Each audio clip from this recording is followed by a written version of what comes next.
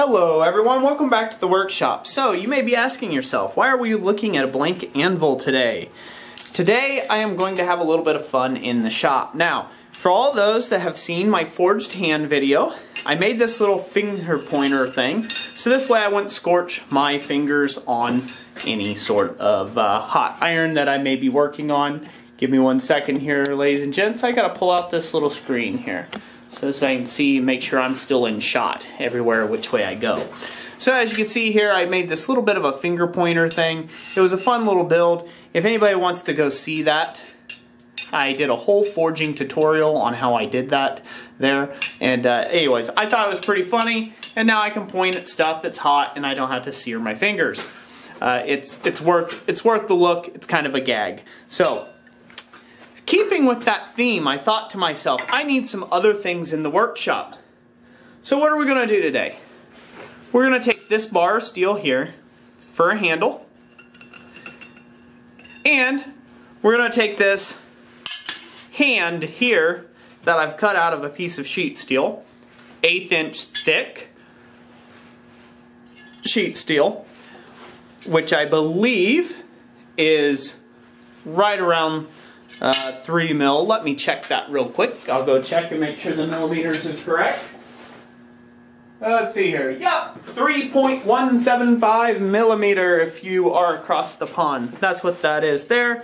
And this is just a piece of 1/2 inch round rod or 12.5 mil rod.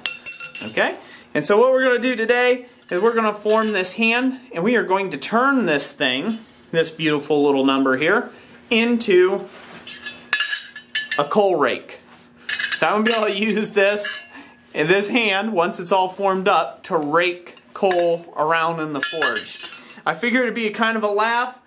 It's definitely different. I think it's just a fun thing to have around the shop. And it's a little spin off of a rake. So anyways, I hope you guys will enjoy this video. So let me zoom you up, and we're going to start on this very first process. So the very first process, we need to take and actually, as you can see here, we need to take and be able to add some details. You know, who doesn't like details? So as you can see, I drew out first with some, like a grease pencil, and then I came in here with some fullers, and I made like my knuckle lines. Now this is supposed to be like my right hand, and it's not an exact replica, but I thought it was good enough for my first go at this anyhow. So as you can see, I've already done some fullering work and things like that. And this is mostly just done, well, like you would expect. You just put this on here, and you hammer away into some fuller lines. And then what I did is I also used this little tool here, which is like a little curved butcher. It's got a little pocket in there, and it's curved on one edge. Made out of coil spring. And I cut in the cubicles, or the parts where your, you know, thumbnail. Cubicles. Cuticles. I think it's not cubicles, but cuticles. That's what it's called. So, that's how I cut those in to give a representation of those. Now, obviously, I'm not forging the most lifelike hand ever, but it's just a fun little gag anyhow that we're going to be doing. So now the next step in this process, after you've got this hand cut out, and oh, how did I get this hand? Pretty simple. Everyone in grade school has done it before. You lay your hand out on a piece of construction paper or right on the steel itself, and then draw out the outline of your hand, and then cut it out by whatever means necessary. Now I have the luxury of a plasma cutter, so I just went ahead and plasma cut it out. And that was the simplest and quickest way to get to this point. But you could very well come and trim all this out with angle grinder, and then grind and file it to shape. You could do that as well. That's definitely an option. So the next portion of this, we're going to get this hot.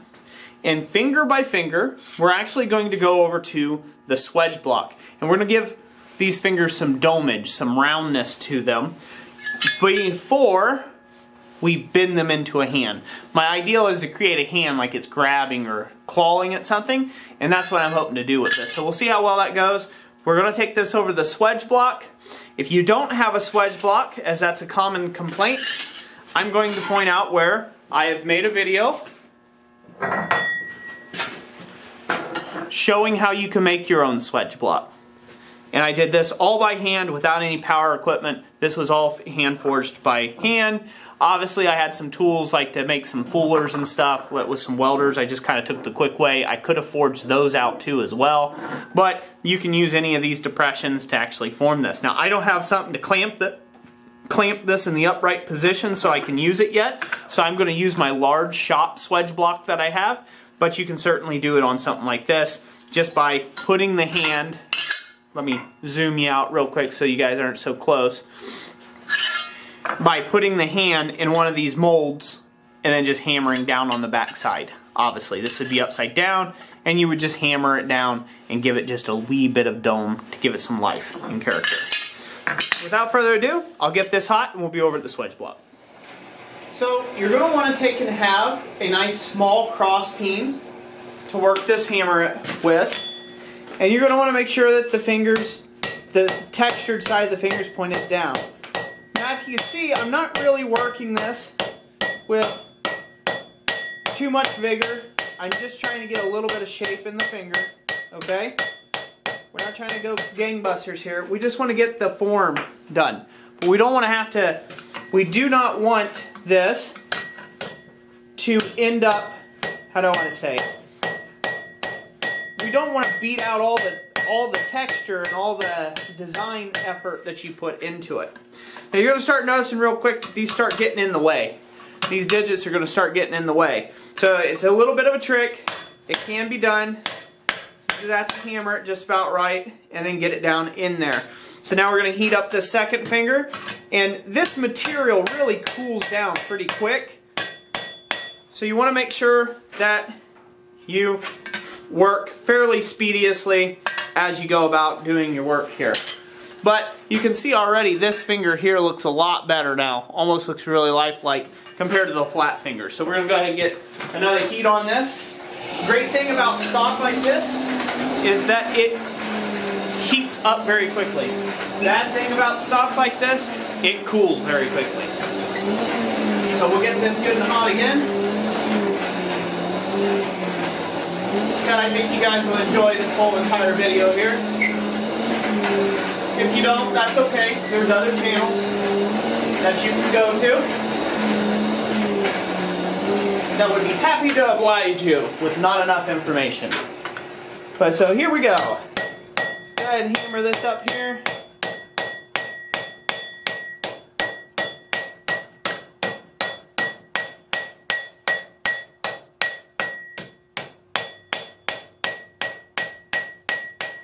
Okay, now I've given that finger sufficient dimension. I'm fairly happy with. And this I'm just straightening it out, not really hitting it against anything. Just straighten that out a little bit. And now we'll go on to the next one.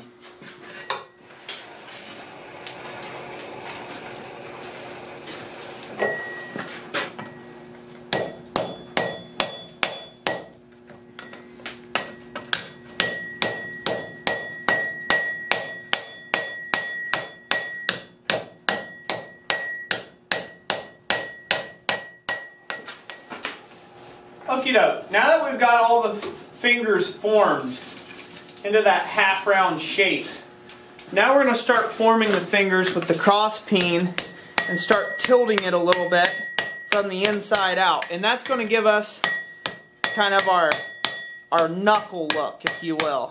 That's going to give us give our hand the actual dimension we're looking to get at without bending it super crazy, you know, and things like that. That's going to get our hand some curve. That's what we're looking for.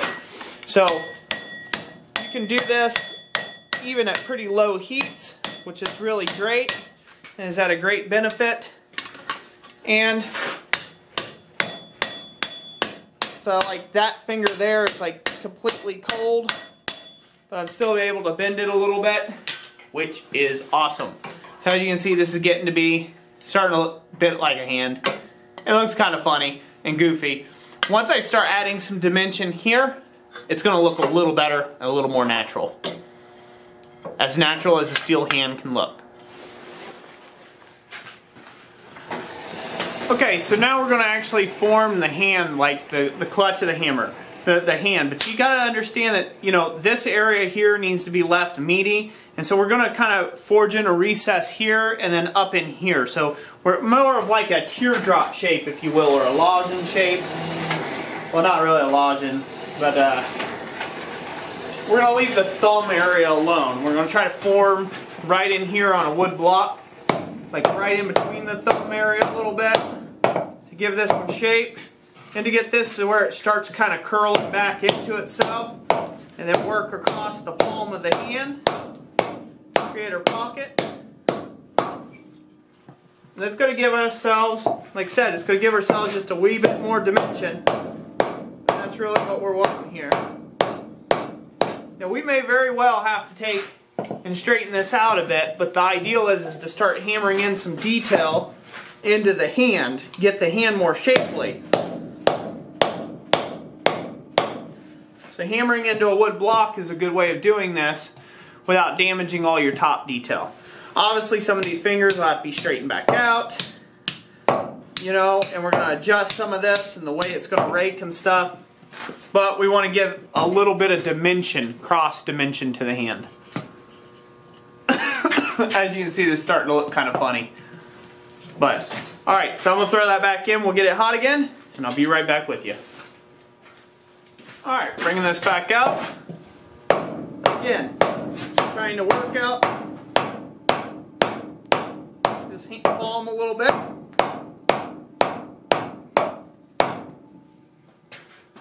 Give ourselves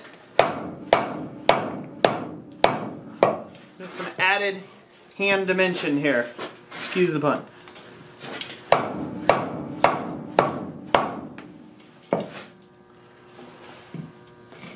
As you can see, now it's starting to look, it's giving a little bit more form to it. The thumb is starting to come around like a thumb does. That's what we're wanting. And we can kind of encourage that and help that along a little bit. I'll probably get a mallet to do this so I don't put up too many hammer marks there. But it's starting to look kind of like a raking hand. It's going to be pretty neat, I think. So, if you get a part or a dimension that's not quite,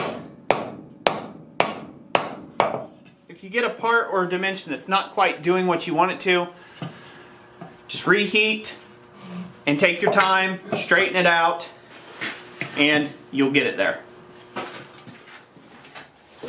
Okay, now that we've got the hand sorted out, we'll make you wait till the end of the video to see how that turned out. But now that we've got the hand sorted out, now we're going to go ahead and draw down a short section of this 1/2 inch round bar, or 12 mil round, and we're going to take and draw down a short section here. Now I'm not going to draw down the entire length, there's no need in it. All I'm doing is drawing down this enough that I can create a foot pad area that I will then flatten out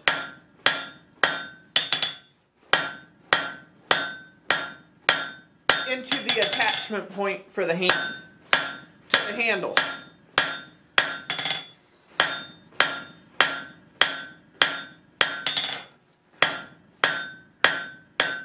That's cold enough. I have to get it hot and hit it hard, so follow my own advice. That's good enough for one heat. So I'll continue to draw this down. I'm not going to make you watch the whole thing. It's just going to draw this down to where I've got a nice shoulder behind here, a good transition, and then I'm going to round this whole thing up. And then we'll flop it back around to this end, and we'll do a little set down and draw this out into a loop.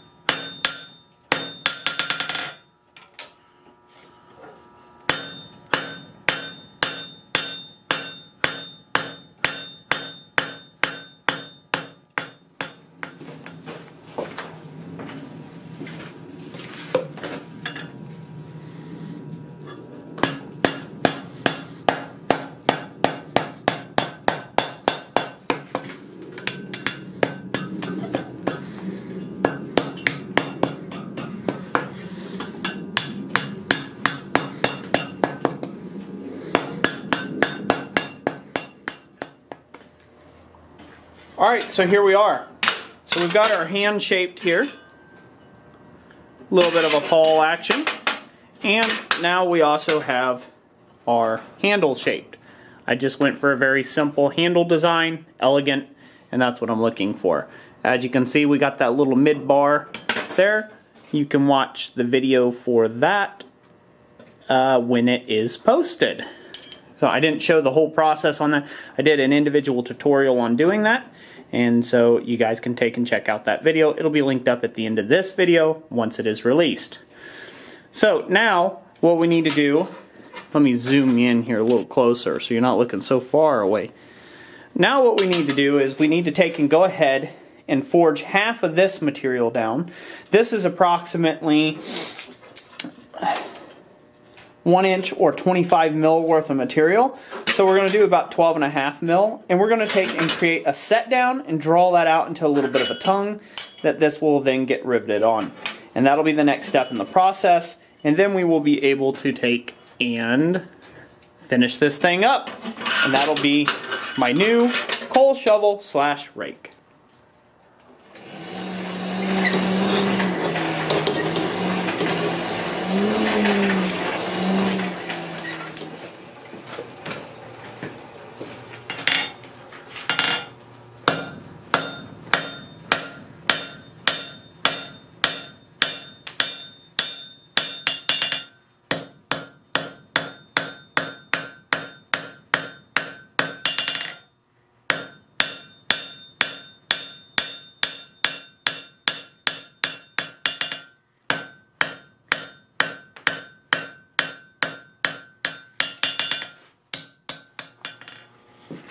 Okay, just like times prior, we're going to pre-drill the first hole, and then we're going to go on to the second hole, and then we're going to go ahead and pin this down.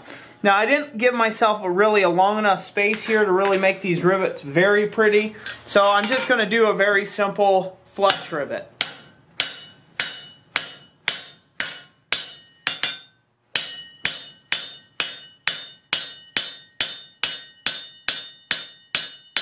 It would have looked a little better if I could have kept the domes, but I didn't pre-plan it good enough to have enough space in between them. So there you are. So there's this. A nice raking of the hand. There's the whole project. As you see, it's a bit of a gag. I'll get you over to the coal forge, and I'll just show you how handy it'll be. Last thing is pretty much just give it a wire wheel, good cleanup. Heat it up evenly, and then coat it with some wax or boiled linseed oil for finish or to taste. So I'll be over at the forge, and we'll see how it works. For simulation purposes, let's say we got this thing all raked up here, or let's say, man, this fire just got all out of consorts. Let's bring the super duper Roy steel hand into play, shall we? But now I can really rake all that stuff, all that flame stuff right back up. And it's kind of like having a shovel in a way, is the way it feels, or like a big ladle in your hand. It allows you to rake this stuff back up pretty nice and easily. So it's kind of it with the backhand, just with the backhand. And as you can see, works pretty darn good. Do a little poke and stirring. There we are. So anyways, that's it. Thank you all for watching this video. If you liked it, make sure to give it a big thumbs up. And like I always say, God bless you. And by the way, I'm not ever going to stop saying that. And we'll catch you on the next one.